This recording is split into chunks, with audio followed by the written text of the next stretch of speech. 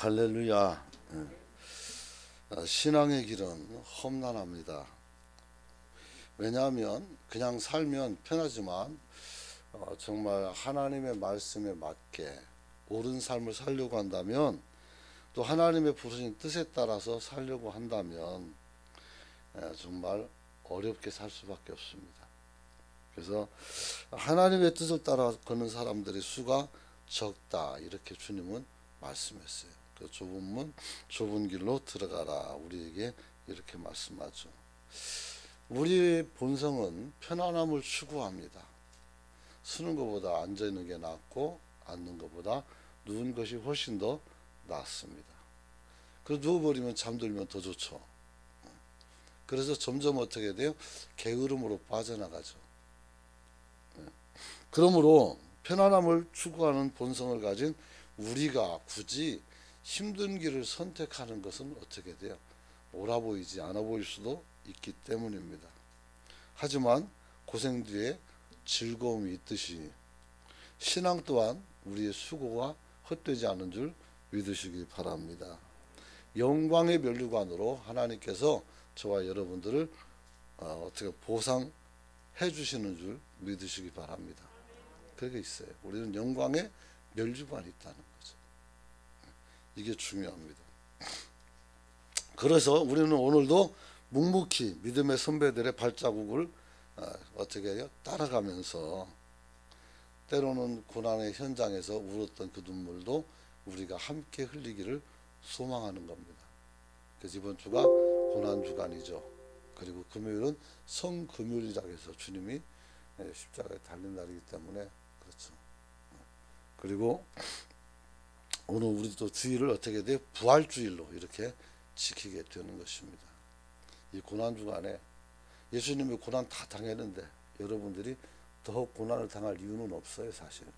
그러나 우리가 예수님의 고난에 동참하여 그의 아픔을 알고 그의 고단함을 우리가 알아서 그 예수님께서 우리를 위해서 행하신 그 선하고 복되고 아름다운 그 희생과 수고의 수고, 그리고 사랑에 대하여 우리가 모르는 것이 아니라 알아가는 그런 성도가 되기를 소망합니다. 남미에 있는 사람처럼 막 여기다가 꼬챙이를 찔러가지고 막 이렇게 그런 거 안 해도 돼요. 십자가에다 사람을 생으로 달 필요도 없어요. 이미 예수님 달렸는데 뭘라고 또 달려요. 그럴 이유는 없습니다. 하지만 그분이 고통은 알아야 돼요. 알아야 돼요. 그래야 우리가 누리는 이 은혜가 얼마나 큰지를 알 수 있기 때문인 것이죠. 여러분, 그러므로 저와 여러분들은 주님 앞에서 고난을 함께 당하는 성도가 되시길 축원합니다. 바울이 동역자인 디모데에게도 복음과 함께 고난을 받으라, 이렇게 가르쳤습니다. 복음과 함께 고난을 받아라. 바울은 고난이라는 단어로 신앙생활을 어떻게 돼요? 규정을 합니다. 그래서 바울은 뭐라고요? 고난이 곧 신앙생활이다, 이렇게 말하고 있어요. 우리는 즐거움, 행복 뭐 이런 것들이 신앙생활의 전부인 줄도 알 수 있겠지만, 그럼 우리가 고난을 이기고서 누리는 은혜일 뿐이지, 실제는 어떻게 돼요? 고단함을 이겨나는 것이 우리가 이루어야 될 하나님의 역사인 줄로 믿으시기 바랍니다. 우리나라는 천주교회가 개신교회보다 먼저 들어왔어요. 근데 이 사람들이 제사를 지내지 않는다고 불효막심한 것들이라 해서 무자비한 핍박을 합니다. 그래서 어디입니까? 서산이라고 저쪽에 충청도 쪽에 있어요. 그 교인들이 어디까지 가냐면 안동까지 가서 산속에 들어가서 숨어서 신앙생활하다가 또 거기서 다 목 잘려 죽은 사건도 있었어요. 전국 국토에 다니면 수많은 성지라고 말하죠. 그분들이 죽은 자리가 다 있단 말이에요. 그래서 어마어마한 핍박들을 당했죠. 하지만 그럴수록 신앙을 더 깊이 가져갔던 그런 전통이 우리 한국 교회에 있다는 사실을 기억하시기를 축원합니다. 왜 우리가 복음과 함께 고난을 받아야 됩니까? 복음은 그리스도 십자가의 열매이기 때문입니다. 갈보리 언덕 위에 높이 세워진 세 개의 십자가가 있었습니다. 두 개는 강도 거고 하나는 예수님 것입니다.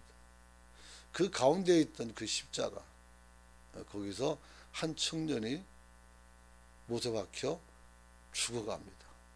그리고 그가 죽으면서 이렇게 말합니다. 다 이루었다.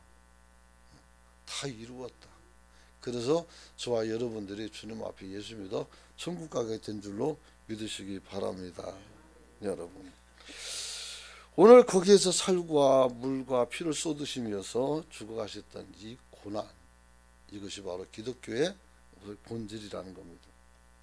여러분, 그래서 우리는 무엇을 자랑합니까? 다른 사람들은 다 어떻게 돼요? 뭐 자기 신들을 자랑하지만 우리는 뭘 자랑해요? 십자가를 자랑하고 무덤을 자랑해요. 십자가는 죽음이고 무덤은 뭐예요? 부활을 상징하는 거예요. 그래서 우리는 이 두 가지를 사람들에게 자랑하고 있는 거예요.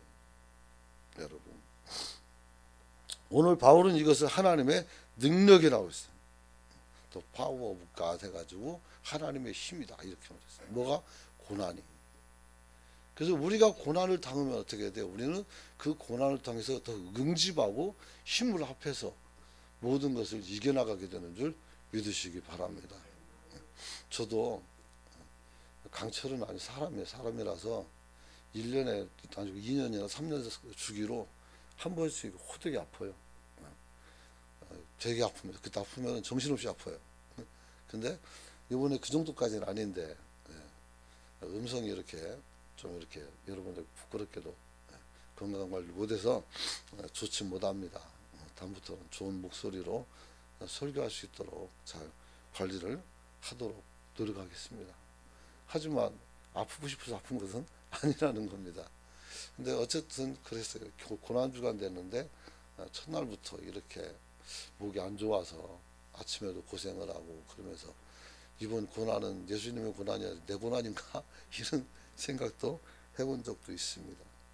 여러분, 디모데후서 1장 8절 보면 이런 말씀이 있습니다. 그러므로 너는 내가 우리 주를 증언함과 또 주를 위하여 갇힌 자 된 나를 부끄러워하지 말고 오직 하나님의 능력을 따라 복음과 함께 고난을 받으라. 할렐루야. 오직 하나님의 능력을 따라 복음과 함께 고난을 받으라 그랬어요. 하나님의 능력을 받아서 어떻게 돼? 우리가 병도 고치고 막 사탄도 쫓아내고 우리는 막 승리만을 생각하는데 아니에요. 세상 사람들의 시기와 질투 그리고 세상 사람들의 도전에 대해서 우리가 어떻게 돼요? 평상시 늘 싸워야 되는 거예요. 그러므로 우리가 그런 고난을 낯설게 생각하지 말고 이게 바로 하나님이 우리에게 주시는 또 다른 은혜라는 것을 기억할 수 있기를 축원합니다. 그래서 우리 요즘도 보면 그렇잖아요. 반기독교, 반기련이라고 그래요. 아주 시민단체를 만들었어요. 기독교를 갖다가 반대하는 사람들. 그 사람이 울산에 있는 교수였어요. 그 사람이 지금 목사님 돼가지고 저 아이러니하지만 그 사람들 때려잡는 일을 다시 하고 있어요. 여러분, 오늘 그 사람들은 어떤 부정적인 사건만 벌어지면 그것 또한 다 교회를 연관짓습니다. 가령 어느 스님이 잘못했어요. 그럼 사람들이 댓글 달 때 스님이 그럴 수 있냐고 막 글을 달면 어떻게 돼요? 갑자기 목사 이야기가 나옵니다. 목사들은 더 온다 이러면서 그게 목사가 무슨 상관이 있습니까? 그러면서 뒤로 갈수록 어떻게 돼요? 이런 글이 많아지면서 나중에 잘못은 스님이 했는데 목사들이 성토장이 되더란 말이에요. 이게 오늘날 현실이란 말이에요. 그렇다고 해서 싸울 필요는 없어요. 그 사람들이 그렇게 하면 할수록 어떻게 돼요? 본인들만 무뎌지는 거예요. 그래서 한 번씩 그런 얘기를 해요. 너희들이 할 수 있는 게 결국 뒤에서 욕적이어야 하고 사람을 어떻게 인성을 무너뜨리는 그런 못된 말만 쓰는 거. 그게 너네들이 할 수 있는 그거냐고 물어봐요. 그럼 부끄럽죠. 부끄럽죠. 논리를 가지고 사실을 가지고 얘기를 해야지. 그잖아요. 그럼 무식한 짓 해봤자 아무도 눈 하나 꼼짝 안 해요. 자, 오늘은 생키비치가 감동해서 소설의 영감으로 삼았던 주제죠. 주여 어디로 가시나이까. 쿠아바디스 도미네 해가지고 영화로도 나왔죠. 이게 주여 어디로 가시나이까. 이 물음은 베드로의 애절한 물음이었습니다. 예수님은 자기가 이제 죽음이 임박한 것을 알고 있었습니다. 제자들도 배반을 거도 알고 있었고 내가 얼마나 큰 고통을 겪을 줄도 알고 있었어요. 그래서 이런 이야기 했을 때 베드로가 그랬어요. 나는 죽을지라도 주님을 따르겠습니다. 이렇게 말합니다. 그때 주님이 베드로에게 면박 준 건 아니고 오늘 밤 네가 나를 3번 부인할 거라고 얘기하죠. 그리고 그날 밤 어떻게 돼요? 베드로가 3번이나 주님을 부인합니다. 그러나 지금의 베드로는 어떻게 돼요? 뜨겁죠. 내가 목숨을 걸고라도 주님을 따라가겠다는 거. 그 주님께서 뭐라고 말합니까? 내가 가는 길을 네가 올 수가 없다. 지금은 올 수 없다. 하지만 나중에는 오게 된다는 거. 무슨 자리요? 죽음의 자리예요. 그렇기 때문에 지금은 올 수 없어요. 하지만 나중에 너도 그 길을 가게 된다는 것을 이야기하고 있는 것을 보게 됩니다. 사랑하는 성도 여러분, 지금 왜 베드로가 주여 어디로 가시냐는 질문을 하게 되었을까요? 오늘 저는 주여 어디로 가시나이까라는 이 질문을 근거로 해서 초점을 맞추어서 은혜의 말씀을 나눠보기를 원합니다. 첫 번째, 주님이 가시는 길은 지금의 베드로와 제자들이 따를 수가 없는 길이기 때문에 주님께서 어디로 가시냐 했을 때 어떻게 돼요? 너는 올 수 있는 길이 아니라는 것을 말씀을 하고 계신 것입니다. 그래서 제자들이 따를 수가 없는 길, 그 길이죠. 그래서 36절에 보니까 주여 어디로 가시나이까. 예수께서 대답하시되 내가 가는 곳에 내가 지금은 따라올 수 없으나 후에는 따라오리라. 이렇게 말씀하고 있어요. 후에는. 그런 면에서 36절은 33절을 읽어보면 좀 더 이해가 빠를 수 있습니다. 33절 한번 같이 한번 읽어보도록 하겠습니다. 시작. 작은 자들아 내가 아직 잠시 너희와 함께 있겠노라. 너희가 나를 찾을 것이나 일찍이 내가 유대인들에게 너희가 내가 가는 곳에 올 수 없다고 말한 것과 같이 지금 너희에게도 이르니라. 할렐루야.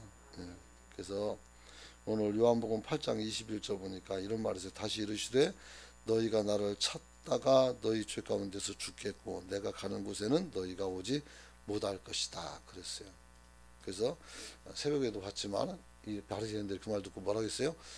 예수님이 자결하는 거 아니냐 이런 오해를 하고 있죠. 그런 게 아니고 주님이 어떻게 해야 돼요? 고통 가운데서 이제는 십자가에서 죽을 것을 예견하시고 하시는 말씀이죠. 여러분, 오늘 예수님께서는 십자가를 염두에 두고 성도가 있을 것을 예비하러 가신다는 말씀도 하셨습니다. 내가 어떻게 천국에 들어가서 너희에게 있을 곳을 예비하러 간다 이렇게 말씀했어요.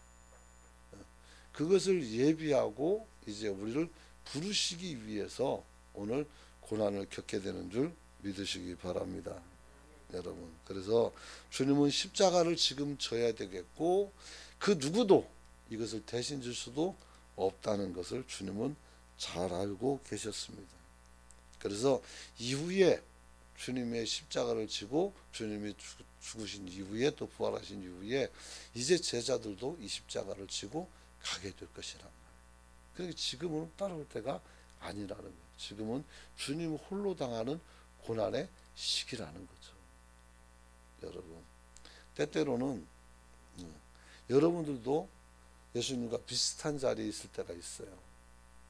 교회 안에서 목사는 홀로 고통을 겪을 때가 있습니다. 또 장로도, 또 여러분들이 가정 안에서 여러분 가장도. 그래서 가족에게 눈물을 보이지 못하고 홀로 길바닥에서 울고 다니는 가정들도 많이 있을 수 있단 말이에요. 왜 홀로 그렇게 울어야 됩니까? 다른 가족들이 이걸 대신해 줄 수 있는 것이 아니니까. 나 혼자 감당해야 되는 것이니까. 그렇게 아픈 것이죠. 여러분, 오늘 예수님께서 그런 의미에서 가는 그 길은 고난의 길이다 이렇게 말씀했어요. 그래서 주님의 제자들은 주님이 받은 고난을 어떻게 표현하는가 하면 본디오 빌라도에게 고난을 받으사 이렇게 해서 본디오 빌라도의 고난이라고 찍어놔 버렸어요. 나중에 사도신경 강할 때 여러분들에게 좀 더 자세하게 설교할 수 있겠지만 조금 축약해서 말씀드리면 사도신경에는 두 사람의 대표적인 인물이 등장을 합니다. 하나는 누가 나옵니까? 동정녀 마리아가 나와요. 또 하나는 본디오 빌라도가 나와요. 그 짧은 신앙 고백서에 이 두 사람의 이름이 나오는데 이 두 사람 하나는 여자고 하나는 남자죠. 그 남자 대표 여자 대표가 아니고 하나는 누구요?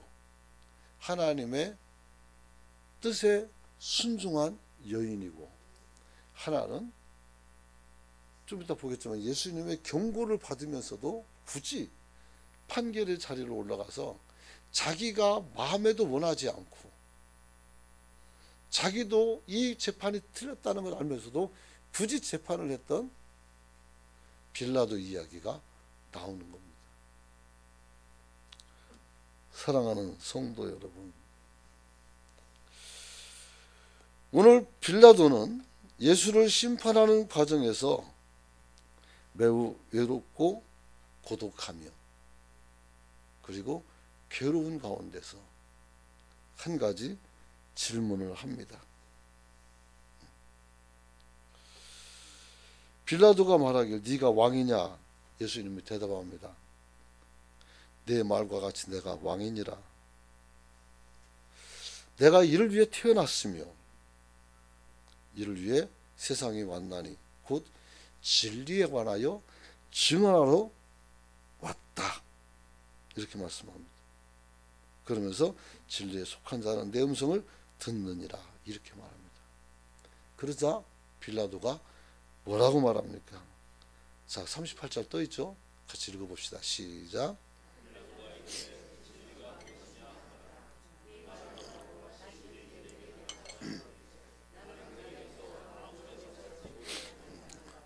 빌라도가 말합니다. 진리가 무엇이냐? 진리가 무엇입니까? 하나님이 사람을 사랑하는 것이 진리예요. 성경은 하나님께서 사람을 사랑해서 써주신 것인 줄 믿으시기 바랍니다. 하나님의 모든 언약은 다 우리의 구원과 연관되어 있습니다. 그 구원과 연관된 그 모든 것은 하나님의 사랑이신 것입니다. 진리가 뭐냐? 하나님이 나를 사랑한다는 겁니다. 우리 은광교회를 사랑한다는 말씀으로 받기를 축원합니다. 이것은 만고불변의 원칙입니다. 하나님은 인간을 사랑할 이유가 사실 내 입장에서 봤을 땐 별로 없습니다. 그럼에도 불구하고 하나님께서는 이유 없이 인간을 사랑하십니다.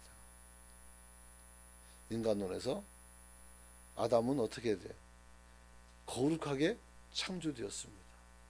거긴 죄가 없었고 맑고 깨끗한 참 인간이었습니다. 그러나 유혹이 들어왔고 죄를 범함으로써 어떻게 돼요? 우리는 죄의 사람이 되고 말았던 겁니다. 그 영혼이 맑은 하나님의 형상이 죄에 갇히게 된 것입니다. 그리고 이 갇힌 죄의 형상이 오늘 일반 생육법을 통해서 태어나는 모든 사람들에게 그대로 이루어지는 겁니다. 그래서 남성의 정자가 아내의 남자와 만나서 어떻게 착상하는 그 순간 하나님의 맑고 깨끗한 형상을 가진 창조된 우리의 형상이 죄에 갇히는 일이 벌어지는 겁니다. 이것을 뭐라고 말하냐면 한번 따라서 죄의 전가. 죄의 전가. 유전이 아니에요. 그럼 유전자 조작해 가보면 되지. 그잖아요. 유전이 아니라 죄의 전가란 말이에요. 그래서 우리는 어떻게 해야 돼요? 죄 아래서 살 수밖에 없는 거예요. 바로 이것을 해소하기 위해서 일반 생명법이 아닌 성령으로 잉태하신 예수님께서 나타나셨는데, 이분은 어떻게 두 번째 아담이라고 하면서 악이 없는, 죄가 없는 순수한 참 하나님의 형상을 가진 존재로 이 땅에 오셨고, 그분이 저와 여러분들을 대신해서 죽으심으로 그 피값으로 우리의 모든 죄를 씻어낸 줄로 믿으시기 바랍니다. 그거예요. 그래서 빌라도가 진리가 무엇냐 했을 때 예수님의 가르침을 조금만 살펴보면 알 수 있는데, 이 친구는 그러지 못했죠. 여러분, 그래서 뭐라고 말합니까? 오늘 빌라도는 진리가 뭐냐 하면서 유대인들에게 나가서 나는 이 사람에게서 아무 죄도 찾을 수가 없었다, 이런 고백을 하게 됩니다.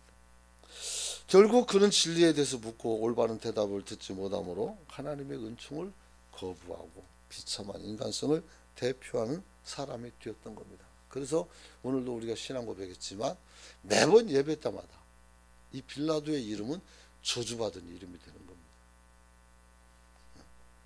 오늘 여러분들이 정신을 잘 차려야 이런 저주의 자리에 안 들어가게 되는 줄 믿으시기 바랍니다. 사실 빌라도는 3번씩이나 예수님의 무죄를 주장을 합니다. 특별히 18장 31절 보면 제사장들이 와서 예수님을 빌라도에게 넘겨주면서 하는 말이죠. 그래서 뒤에 보면 뭐라고 말했어요? 빌라도가 너희가 그를 데려다가 너희 법대로 재판하라 그러자 유대인들이 하는 말이 우리에게는 사람을 죽이는 권한이 없다는 겁니다. 이런 희한한 인간들 봤습니까?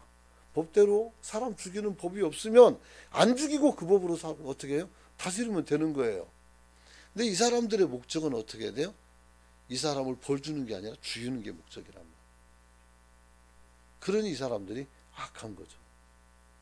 그래서 우리는 사람을 죽이는 권한이 없다라고 말합니다. 그러자 어떻게 말합니까? 빌라도가 이렇게 말합니다. 그 진리가 뭐냐라고 말하면서 조금 전에 말씀했던 거죠. 난 그에게서 아무 죄를 찾지 못했다, 이렇게 말합니다. 그리고 39절에 보면 대안을 내놓습니다. 6월절이면 내가 너희에게 한 사람을 도와주는 전례가 있으니까 그 전례대로 이 예수와 바라바라는 이름이 가지죠. 이 사람을 내놓고 선택을 요구하는데 사람들이 누굴 선택했어요? 바라바를 선택했어요. 물론 이 성경에 바로 이름이 안 나오지만 마태복음이나 다른 거 보면 정확히 나와 있죠. 그래서 첫 번째 무죄선언이 무야가 됩니다.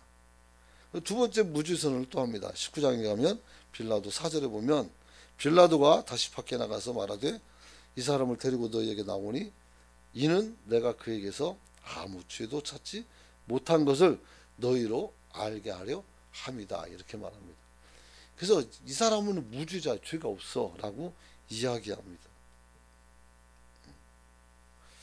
그러면서 예수께서 과시관을 쓰고 자색옷을 입고 나오시니 빌라도가 그를 바라고 말하기 바로 이 사람이도다, 이렇게 말합니다. 바로 이 사람이다. 그래서 이렇게 어떻게 돼요? 얘기해도 꿈쩍도 안 하죠. 그 세 번째 무죄선언을 연이어서 합니다. 19장 6절 보면 대제사장들과 아랫사람들이 예수를 보고 소리를 지르며 십자가에 못 박으라고 외칩니다. 그때 빌라도가 또 말합니다. 너희가 친히 데려다가 십자가에 못 박으라. 나는 그에게서 죄를 찾을 수가 없다, 이렇게 말합니다. 이때 주님이 빌라도에게 경고를 또 하십니다. 9장 11절 보면 이런저런 답화가 있은 후에 주님께서 네가 무슨 분한으로 이렇게 하느냐는 질문을 들었을 때 예수께서 대답하시되 나는 위에서 주지 않았더라면 나를 해할 권한이 없었다라고 말하면서 빌라도가 자기가 예수를 죽이기도 살리기도 하셨다는 그런 교만을 말했을 때 경고를 줍니다. 그러면서 나를 내게 넘겨준 자의 죄가 더 크다 이렇게 말합니다.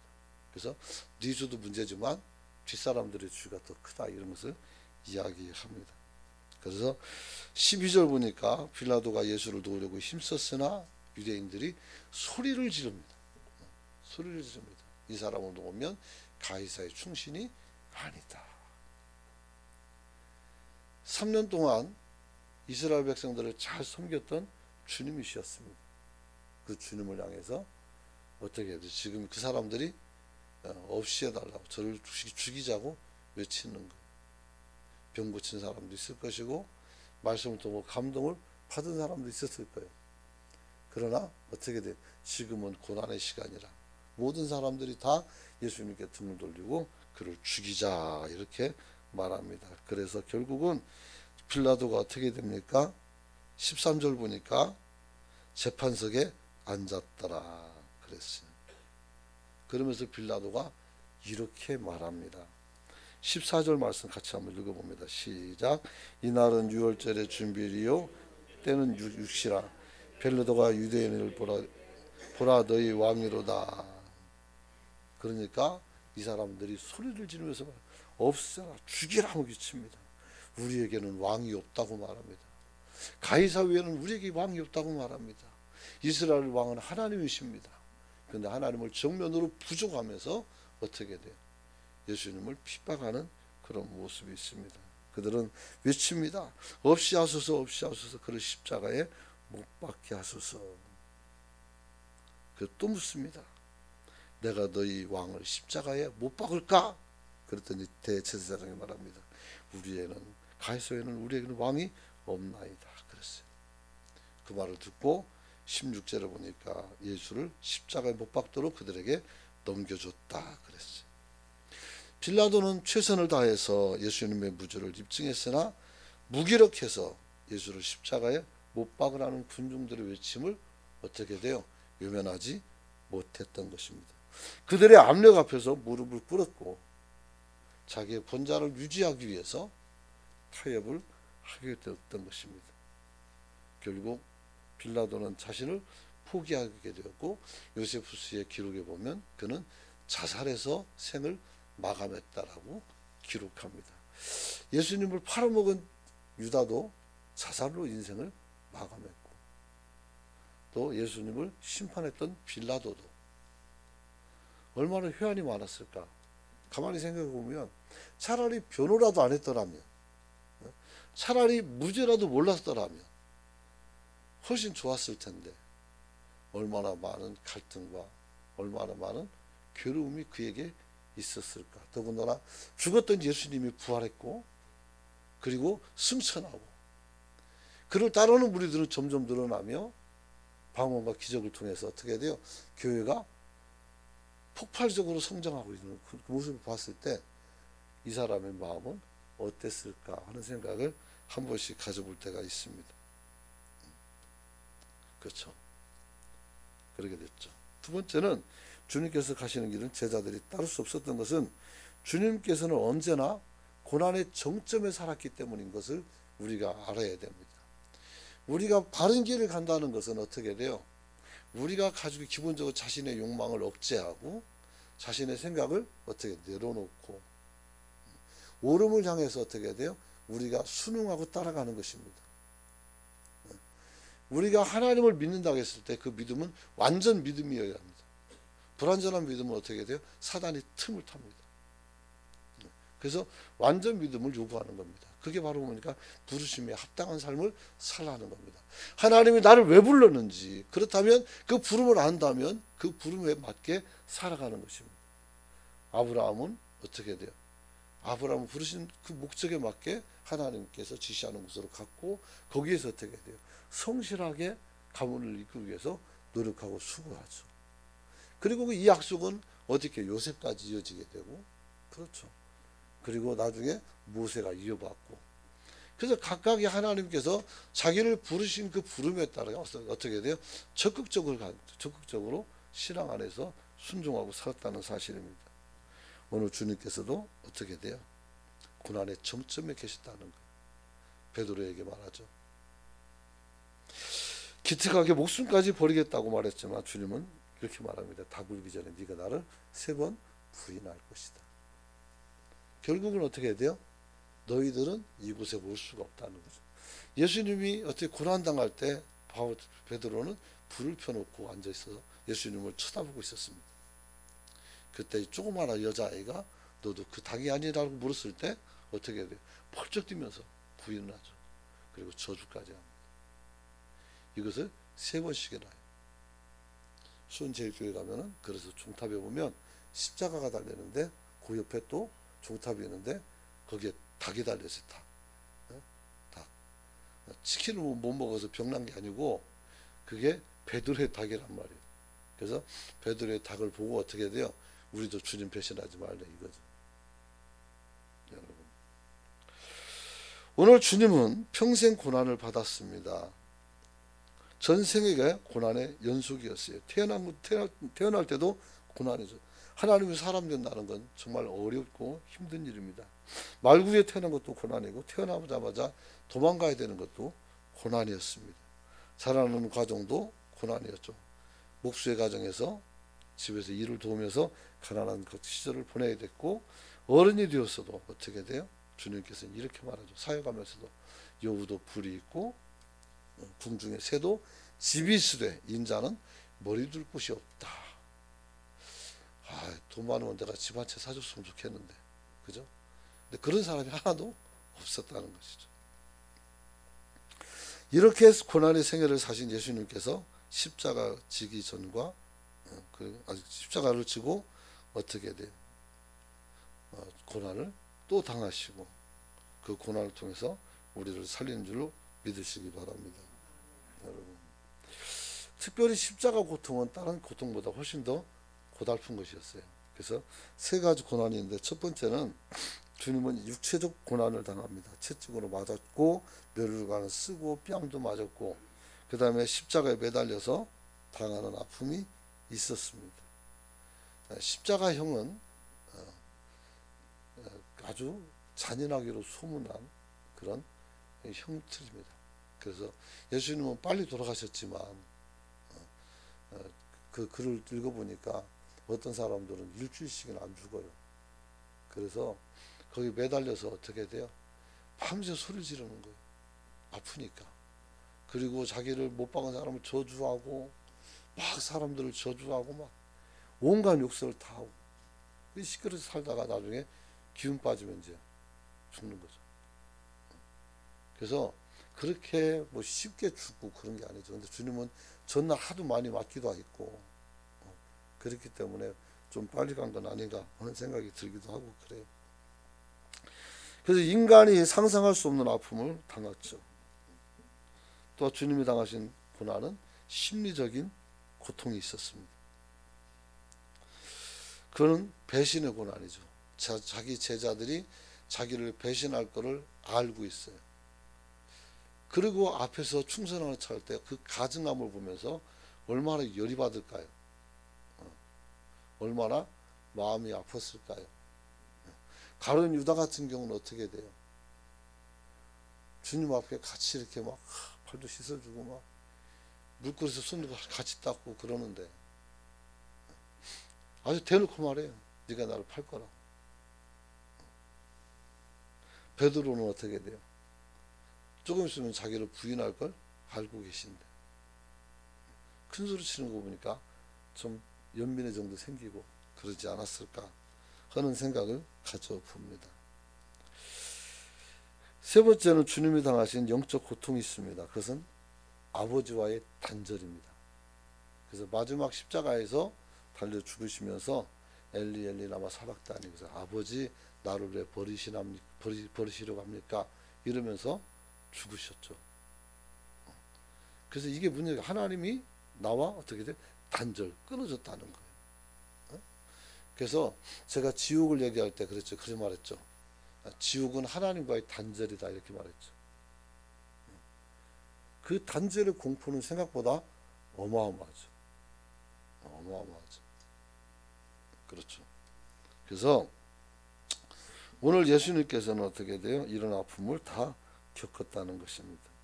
중요한 것은 예수님께서 고난을 받았다는 것도 중요하지만 그게 중요한 것이 아니라 의미가 중요한 거예요.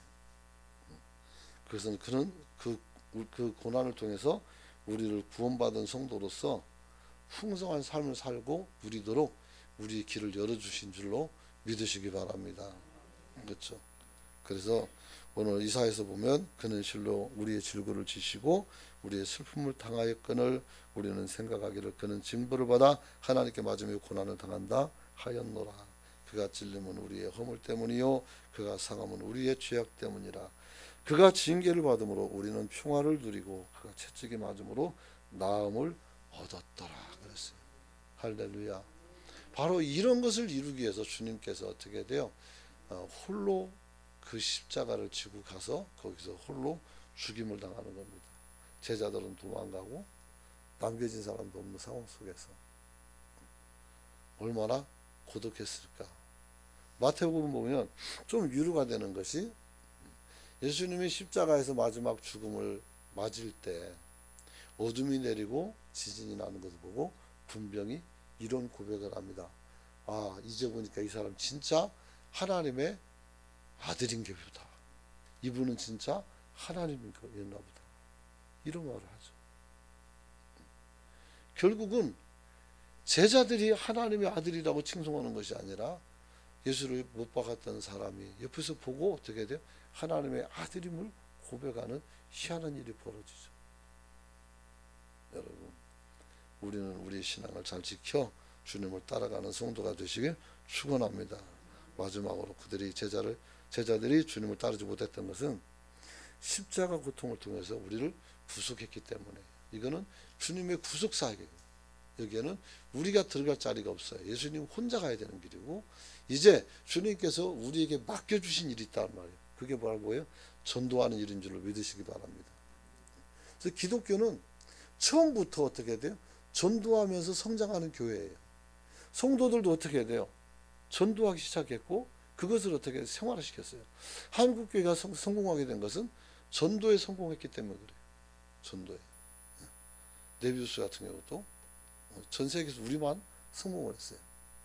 그래서 전도를 잘 함으로 어떻게 돼요? 하나님 나라를 우리가 더 확장시키는 것이죠. 우리가 십자가 달릴 수는 없어요. 달리도 값어치도 없고. 그러나 십자가에 달린 예수를 증언하는 것은 저와 여러분의 사역인 줄로 믿으시기 바랍니다. 우리가 십자가까지는 갈 수 없고, 우리도 때로는 두려울 때 부정할 수도 있고 넘어질 수도 있지만, 중요한 것은 우리가 이 사건을 목격하고 그리고 이 사건을 사람들에게 알려서 그들도 예수 믿게 할 수 있는 것은 가능한 것이니 우리가 할 수 있는 이 일을 잘 감당해낼 수 있기를 축원합니다. 그래서 오늘도 보면 이제 세 번째 거 축복합니다. 기회를 놓치지 마십시오. 이걸 가지고 가서 여러분들이 아무 집 가도 되고 상가 들어가도 되고 가서 이것을 주면서 읽어주고 같이 대화하면 돼요. 뭐 예수님 뭐 믿어 그런 거 이야기 안 해도 돼요. 여러분이 여기 음방교회 찍혔기 때문에 교회에서 온 것도 다 알고, 그 자기가 마음이 열리면 교회 따라 나온단 말이에요. 여기 뒤에 보면은 축복의 메신저 해가지고 우지성 해가지고 핸드폰 010 해가지고 써놓을 수 있어요. 내 거 쓰지 말고 여러분 거 쓰란 말이에요. 아셨죠? 내 거 쓰면 나한테 전화 와요. 그러니까 여러분 거 써가지고 나중에 전화 오면 전화도 받고 교제해서 여러분들이 영혼을 건져내는 그런 여러분이 되시길 축원합니다. 우리가 주님의 고난에 동참하는 유일한 방법은 금식이 아니라 전도라는 걸 알아야 돼요. 사람을 살리는 일에 여러분이 도전할 수 있기를 축복합니다. 그럼 우리 이제 같이 한번 통성으로 기도하길 원합니다. 이제 고난 주간입니다. 우리가 주님께서 이미 십자가 달려서 고난 다 받았는데 우리가 또 하나님 내 고난을 내 몸에 채우길 원합니다. 그런 거 안 해도 됩니다. 그런 거 안 해도 감기 걸려서 골고루 사람들인데 그럴 필요 없고, 주님이 고난 당하셨으니 이제는 내가 주님의 고난으로 내가 죄에서 자유함을 얻고 내가 어떻게 돼 주님 앞에서 이제 정말로 아름답고 복된 삶을 살 수 있게 됐다는 것을 알 수가 있어요. 그래서 징계를 받아 평화를 누리고 맞음으로 우리가 어떻게 회복을 얻었다는 거죠. 우리 그렇게 됐다는 거예요. 우리가 그 믿고 우리가 주님 앞에서 감사하며 이제 우리가 할 수 있는 주님의 고난과 아픔의 사실을 다른 사람들에게 나누고 더 섬길 수 있게 해달라고 여러분들이 기도할 수 있기를 소망합니다. 주여 치고 기도합니다. 주여 이 땅에